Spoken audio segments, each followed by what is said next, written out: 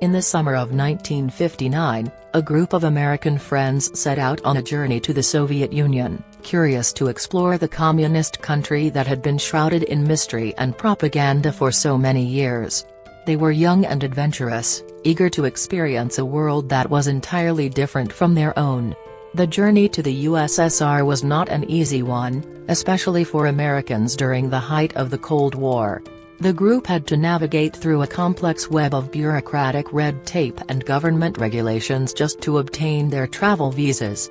But their persistence paid off, and soon they found themselves aboard a plane, soaring high above the Atlantic Ocean, headed towards the unknown. Their first stop was Moscow, the capital of the Soviet Union. The city was a stark contrast to the bustling metropolis they had left behind in America. The buildings were grey and utilitarian, the streets were quiet and devoid of the colorful signs and advertisements that adorned every corner back home. It was as if they had stepped back in time, to a world where everything was drab and functional. Despite the initial shock of their surroundings, the group was determined to make the most of their journey. They wandered through the streets of Moscow, marveling at the towering spires of the Kremlin and the colorful onion domes of St. Basil's Cathedral. They sampled the local cuisine, trying everything from borscht to caviar, and were pleasantly surprised by the warmth and hospitality of the Soviet people they encountered. As they traveled further into the heart of the USSR, the group encountered both difficulties and luck. They were stopped by suspicious police officers, their passports scrutinized and their bags searched. They were warned to stay away from certain areas, deemed too dangerous for foreigners. But they also stumbled upon unexpected beauty, hiking through the majestic mountains of the Caucasus, and marveling at the stunning architecture of Leningrad. But the journey was not without its dangers. The group soon discovered that they were being followed, their movements tracked by the KGB.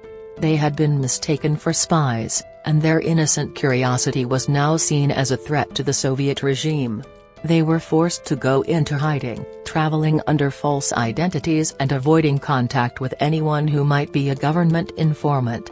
In a stroke of luck, the group stumbled upon a hidden underground network of dissidents, brave men and women who risked everything to fight for freedom and democracy in a country where such things were forbidden.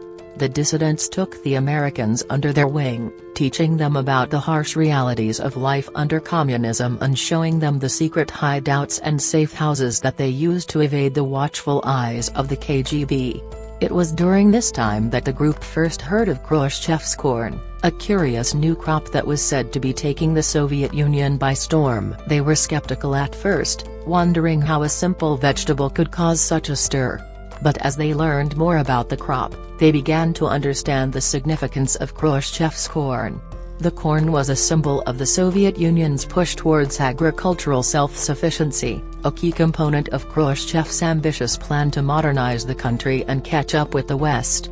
It represented a hope for a brighter future, a future where the Soviet Union could stand on its own 2 feet, free from the constraints of the capitalist world. But the reality of Khrushchev's corn was far more complicated than the idealistic vision that had been presented to the world. The crop was difficult to cultivate, requiring massive amounts of fertilizer and water that were often in short supply. The resulting harvests were meager, and the quality of the corn was often poor. The Soviet people were forced to endure long lines and food. Despite the danger they faced, the group was determined to see their journey through to the end. They knew they had to leave the Soviet Union, but getting out was easier said than done. The KGB was watching their every move, and the borders were heavily guarded. But they refused to give up, and after weeks of planning and scheming, they came up with a plan to escape through the Norwegian border. The journey was treacherous. They had to cross the rugged terrain of the Arctic tundra, braving harsh blizzards and icy winds. They had to avoid detection by the Soviet border patrols, who were always on the lookout for anyone trying to cross into Norway illegally. They had to rely on their wits and their survival skills to make it through, and there were times when they thought they would never make it. But luck was on their side. They stumbled upon a small village in Norway, where they were taken in by kind-hearted locals who sympathized with their plight. They were given warm clothing and a place to rest, and the villagers helped them make contact with the American embassy in Oslo. After months of living in fear, the group finally felt a sense of relief. They were safe and in the hands of their own government. But they knew that their journey had taken a toll on them. They had experienced danger, loss, and hardship, and they knew that they would never be the same again. As they looked back on their journey to the Soviet Union, they realized that they had gained a new appreciation for the freedoms and privileges that they had taken for granted back home. They had seen firsthand the harsh realities of life under communism, and they had learned to appreciate the value of democracy and individual liberty. Their journey had been long and difficult, but it had also been transformative. They had faced mortal danger and great luck, but in the end, they had emerged stronger, wiser, and more grateful for the life that they had.